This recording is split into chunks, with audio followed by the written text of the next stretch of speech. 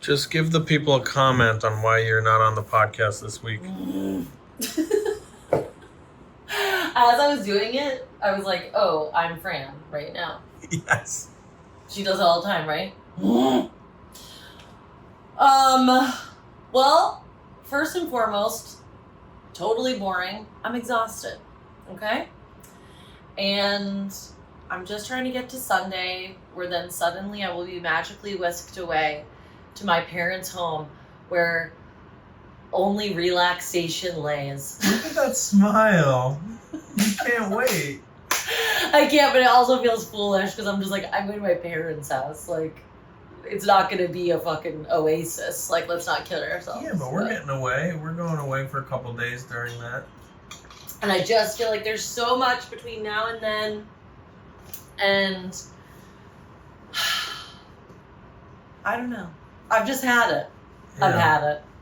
But you're also busy. You're going to work right now. Yeah. So if you didn't have work and you were just exhausted and you were home, I would force you to podcast. The doula shifts are popping and I love them. But as I was talking to my therapist about it yesterday, I'm flexing a new muscle, realizing showing up for other people while also needing to show up for my family and myself. I'm increasing the strength of this muscle. But right now, it's a little noodly arm. Yeah, you gotta work out those arms. And you gotta do I'm the tired. upper body strength. I'm very tired. Well, you're much stronger than I am. I gotta go downstairs and do chest presses. That'll help me. Yeah. All right, well, tell them to enjoy the rest of the episode. Enjoy the rest of the episode. It's not gonna be as good because I'm not on it. Sorry. Bye. You don't have to tell the truth so harshly. You can cut that part out if you want. No. It is the truth. The truth hurts. You just have to soften the truth. The truth. Peg? Now do a twirl on this new skirt you made. I didn't make it. Well, Dom made it. Shout out to Dom Jernigan. Taylor, Dominique Jernigan, made it so this tight-ass skirt has an elastic. Woman of a certain age. Mom's gonna draw this out. I gotta go. You just go. You're on your schedule. Although I want to kiss. All right. Stay tuned, folks.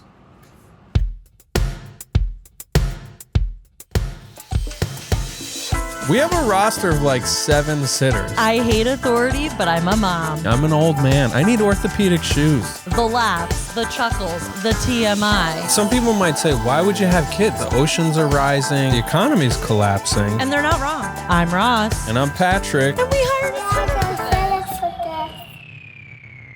How you doing, folks? Welcome to the podcast. This is We Hired a Sitter for This. My name is Patrick Holbert. I need a haircut bad. Look at me.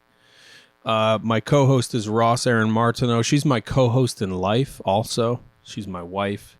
She's my best friend. And as is very common with most adult men of a certain age, she's pretty much my only friend. We really put an emotional responsibility on our spouses when we just stop having real friendships and we make them our friend, our lover, our wife, our co-parent. That's not fair.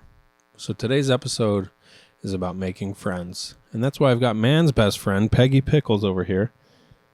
Hi, sweetie. I wish you could see her wagging tail off screen. She knows her name. No, this is not about friendship. It's actually about safety. That's why I'm wearing my high visibility, bright orange t-shirt. Because this episode is about first aid and safety first.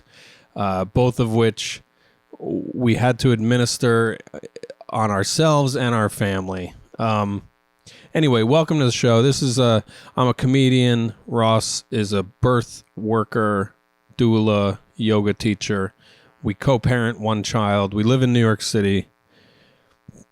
I don't know why I describe what we do and what we talk about so much. I guess I'm just talking to say things. This is a solo episode. Ross is working with a new family right now. I'm squeezing this in while I have some time before I pick up our child from camp. And I'm picking her up on the bicycle, and it's only our second day back on the bicycle after a very scary Close call on Thursday. Just 4 days ago. 5 days ago? Yeah, I guess about 5 days ago. We had our first really scary situation on the bicycle. So yeah, that's why I guess I'll talk about safety first a little bit. And slowing down. Maybe this is about slowing down in life. When you're taking care of kids, you got to be careful. And I'm not going to lecture you. Maybe you don't even have kids. By the way, if you don't have kids, and you're like, why am I going to listen to this fucking podcast with these people talking about kid stuff? Well, I don't know, because I think we're entertaining. We're very honest about our relationship. You can go back in our archives and see other episodes we've done about our marriage, our modern marriage, the different shapes and forms it's taken over the last 8 years. It's kind of crazy. We're coming up on 9 years of marriage in the wintertime in February. Anyway, this time last summer, she was going to this same summer camp, our kid. She was 4 last summer. Now she's 5. And we're taking her to this outdoor summer camp, which Gastor gave me plenty of shit about when he was co-hosting episodes with me. He thought it was hilarious that we were taking her to a wilderness camp, an outside camp. He just could not get over the fact that we just send her outside and we call that camp. No, it's great. Our friend Kirsten, shout out to Kirsten, former guest, really nice friend, great. We just love her so much. She runs this camp. It's at a certain park in Brooklyn. The kids run around. They have activities. They essentially build a huge fort every day, her and the other caretakers. And it's a really cool environment. And Franny climbs trees. She plays in the water. She digs in the dirt. She plays with snakes. Sometimes Kirsten brings her snakes. And I love it. But last summer, I realized how much I hate the car. I hate having a car in New York City because it's so hard to get from one neighborhood to another during rush hour. There's too many cars. There's too much traffic. It's too hectic. And after even 15 minutes in a hot car, stuck in traffic or in slow traffic, it can ruin my whole morning and possibly the whole day. So last summer, I just kind of resolved to get a bike seat for the bike and become the dad who's like biking my kid around. And I didn't actually get that together until school started. So I guess September of last year is when we started doing the bike thing all the time. And her school's 10 blocks away from here, and it's a pretty simple bike ride. And we got in a great groove with it. She's good on the bike. She enjoys the bike. The bike seat is in front of me, so between me and the handlebars, my kid sits. And it's fun. It's actually a really nice bonding time for us. It's like a way we connect to each other.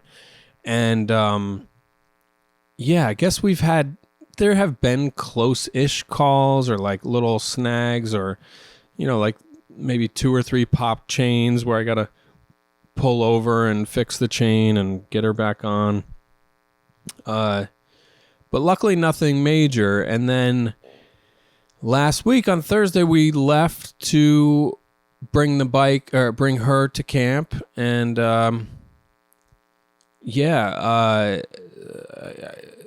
that morning it was challenging. We were having a challenging morning. She really was like delaying us with every single thing, like getting dressed, brushing teeth, etc.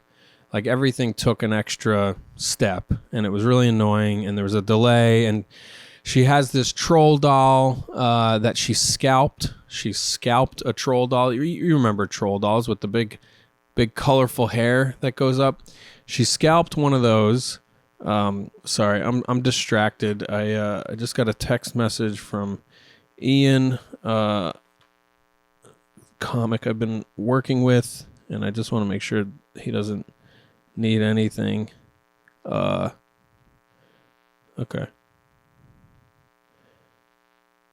All right. Anyway, let me stay with you guys. Let me be here now with you. So, yeah, it was hard getting her out the door. And then, yeah, the troll doll. Wednesday, the night before, I put on a new front basket on the bike because sometimes we go to the pool, sometimes we're going grocery shopping, sometimes we're just like doing multiple stops on the bike.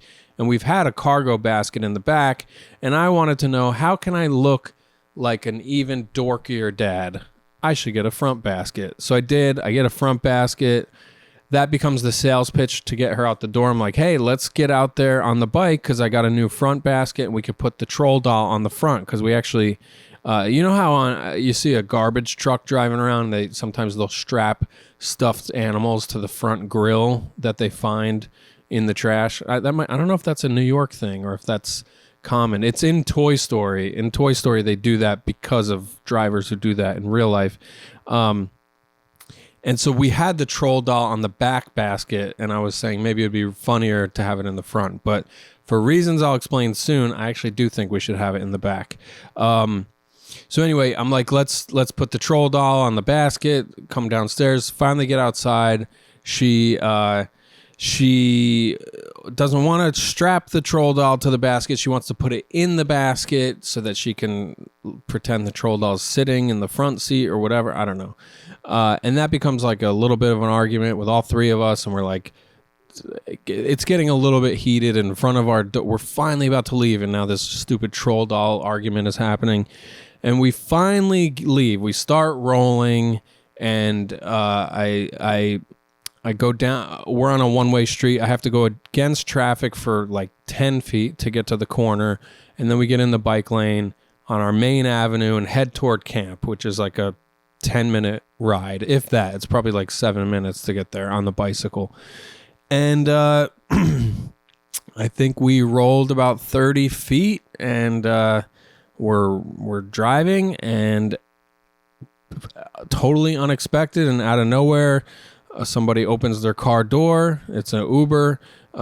Person in the back seat just whips the door open right in front of us as we're about to pass at, thankfully, a somewhat low speed. We weren't flying, but we were going fast enough that it created an impact, and we crashed. I don't know what sound I made. I probably said no or whoa or whatever, but like we hit, and Franny basically bounced upward, and kind of started going this way off the bike, and she kind of like, she has her own small set of handlebars right by mine, and we're both facing the same way, but as she gets popped off, she's twisting and going down this way, like, and she's holding on to her handle still, and it all happens so fast, but there's like the slow motion thing that happens, so I'm like up high because it's a tall bike, and I'm looking down at her as she's like holding the one bar and looking up at me, just like screaming and scared. Although I don't know if that's when the screaming started, but it was really scary because I do think, I haven't had any nightmares about this yet, but I have a feeling if I ever do have nightmares about it, it's going to be the image of her just looking so scared, falling to the ground, looking up at me, but like holding on so tight that she didn't hit the ground hard, but on her way down, she did scrape like her inner calf on her left leg. And then as she like was spinning and falling laterally to the side, her right thigh hit the tire of a parked SUV. Thankfully, they were parked. And she just nailed her leg, and then she was on her back on the ground. And I'm all like kind of stuck on the bike because I can't step near her, and like the bike's twisted up in the door of the car, and I just and then the screaming started. She was just like blood curdling screaming, and I couldn't tell if it was like I was really scared she broke a leg or something. Like it was, I think it was just so confusing how she like even ended up in that position. So like I ditched the bike pretty rapidly. I can't remember which way I pushed it when I jumped off, and I picked her up and like got her over to the curb, and we sit down on this sidewalk curb thing, and I'm just like, she's just screaming repeatedly, and she's like inconsolable, like can't even communicate, just like shrieking, screaming. And I'm like literally checking her body parts. And then I see these 3 cuts on her calf, and I'm like, oh my, like it looked like possible like stitches level cut. I couldn't tell because of how like clean the lines were. I think she scraped them on screw heads, or not screw heads, screw bolts that are kind of exposed for all the crap that we installed to make this seat. There's like some edges everywhere, which she's always been aware of. That's like the first thing we did when we started doing this was like, okay, when you climb on, this is how you do it so you don't scrape, and here's all the sharp parts. So, but anyway, she basically got sliced in these 3 spots, and they were bleeding, but then I could tell they weren't too deep. But then I'm like checking her legs, like literally like holding them like hinges, like making sure there's no weird breaks or whatever. And the bike's still in the bike lane. At this point, the person who was getting out of the car is just like around but not apologizing. And the driver had gotten out by that point, and he kind of comes over, and I had a moment of like a temper tantrum. I don't know. I didn't have any cool. I was just like, dude, you gotta pull over. You can't let people get out of your car in the middle of the street. That's why you have to pull over. I was really pissed at him, and I was really pissed at the passenger, who was kind of like a youngish girl. She had like a teenager vibe. I don't know if she was a teenager, but like she didn't say much. Our neighbor who happened to be walking by, he said he heard her say sorry as she kind of walked off, but I saw her sort of just walk off, and I was glad she did because I didn't want to like lose my shit on her. And at that point, I was just glad that Franny was okay, and I was just focused on making sure she was okay. And then at one point, I barked at the driver to get the bike out of the street and bring it over. Meanwhile, his car is still in the middle of the road.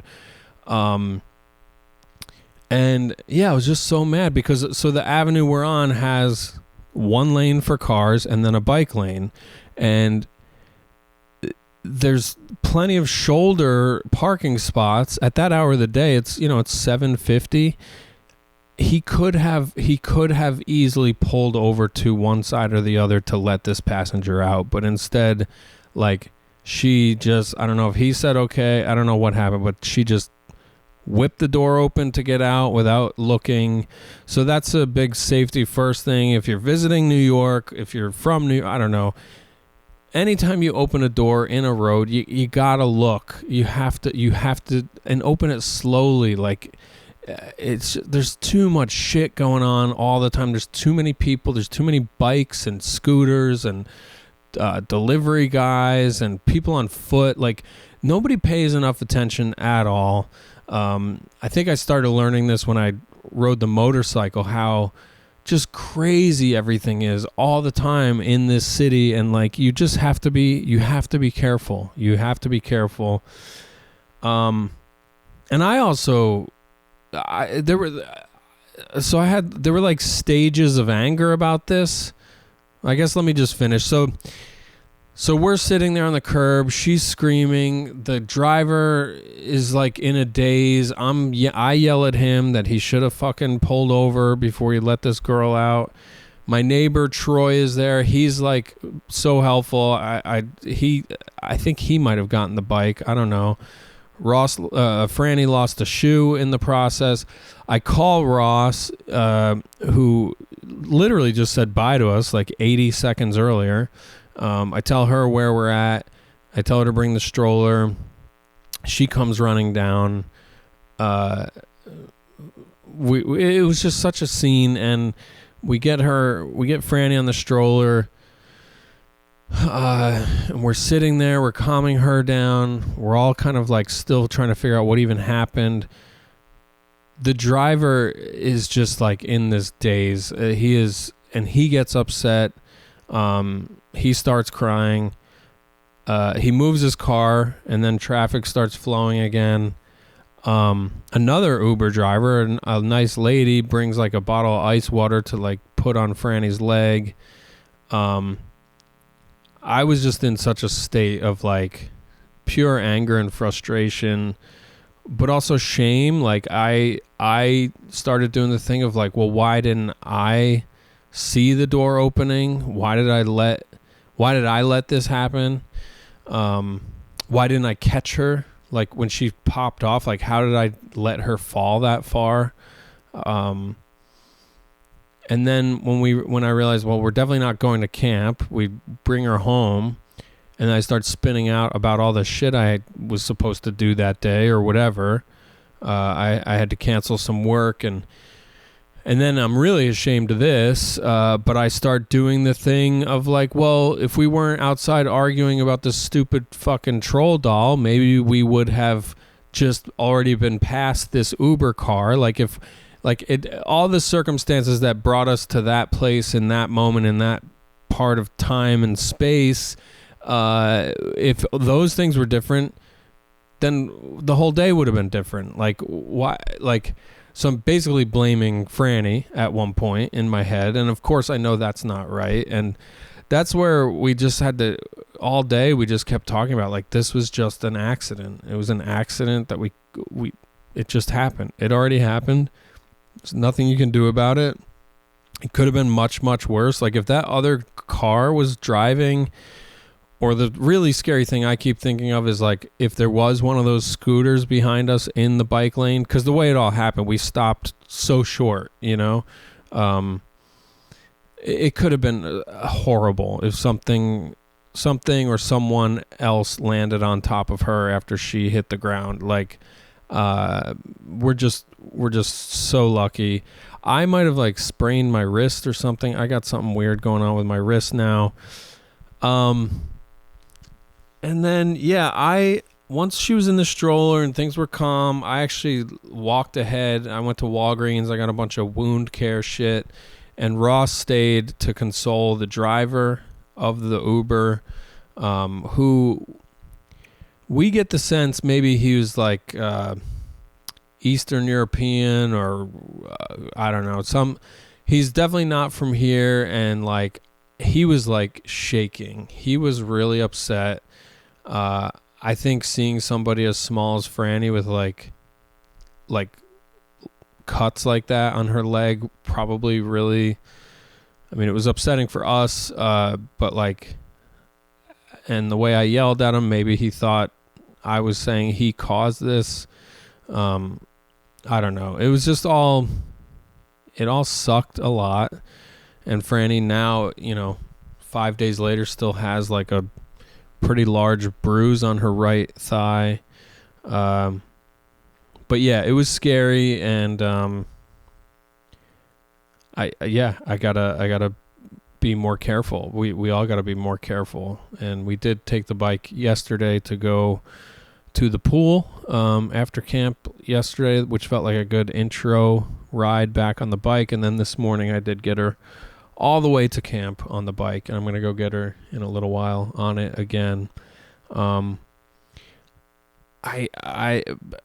She did say that day, she was like, I'm never taking the bike again, and I get that, and if she felt that way, I wouldn't force it. None of this has taken convincing to get her back on the bike, but I feel myself like I definitely feel a little skittish too, and I definitely took both trips we've done so far much slower. So anyway, I know this isn't a super fun episode, but I guess we're just sharing what's going on in our lives, and I'll just keep it short this week. I'm sorry we don't have like a longer episode. I was away. I was in Dallas for shows with Ian over the weekend, which were all super fun. I love opening for him. He's got such great stuff he's doing on stage. He's incredibly inspiring to watch. He kills me in a very silly way, but I also just like really respect him as a performer and a comic and a person. Yeah, I just love watching him. And his crowds are just great. I've been doing a lot of like very honest, open and vulnerable material. And I keep saying this on every podcast. I'll just put some of these sets up on Patreon. I think I actually will, because Sunday night, 2 nights ago, and Saturday night on the Late Show, I felt really kind of loose and silly, but also like locked in with the material. So some of it is some old material, just because I was like, let me just do some solid stuff to get these people involved, and then I'll do whatever this other stuff is. So maybe I'll put that on the Patreon to supplement this shorter episode this week. But yeah, I don't know. We're okay. Accidents happen. There will be other things like this. I mean, I remember I should ask my mom, like, when I fell out of the tree when I was a kid, I got this crazy cut on the bottom of my chin from falling out of a tree. I think I was younger. I think I was like 3 years old or something. And it's just fucking scary to hold your kid and see all this blood or all the, a cut like that. And just like, there was like probably 30 seconds where I was like really not sure how injured she was. Like, the way she was shrieking, it was just like, is her femur broken in half? Like I didn't know. I will say I went to Walgreens because the whole time I just went into like just protection mode. I wasn't upset. I was angry with the driver and the girl and whatever. So like I guess there was some anger, but like I felt nothing else until Ross had her in the stroller. They were going back upstairs. I was going to Walgreens to get this stuff. And I think when I was in Walgreens, it just hit me like how close of a call that actually was and how scary that is to be biking around in fucking Brooklyn traffic with a tiny 5-year-old kid who is so much more vulnerable than I realized. Like, yeah, we put a helmet on her, we strap it on tight, but like with cars, like it's just so horrible what could happen. And I think that hit me when I was in Walmart or Walgreens, and I started to get choked up and I could feel myself wanting to burst into tears, but I didn't. I just waited on the painfully long line at the Bushwick Walgreens, and then I almost cried again when I got home and Ross held me like I was a child. So, all is well. We're good. We're going on a family vacation very soon, in a matter of days, and we're just tying up loose ends before that. So thanks for watching and listening. We're grateful for all you guys. I'm sorry we're not together on this one. But yeah, we'll see you next time.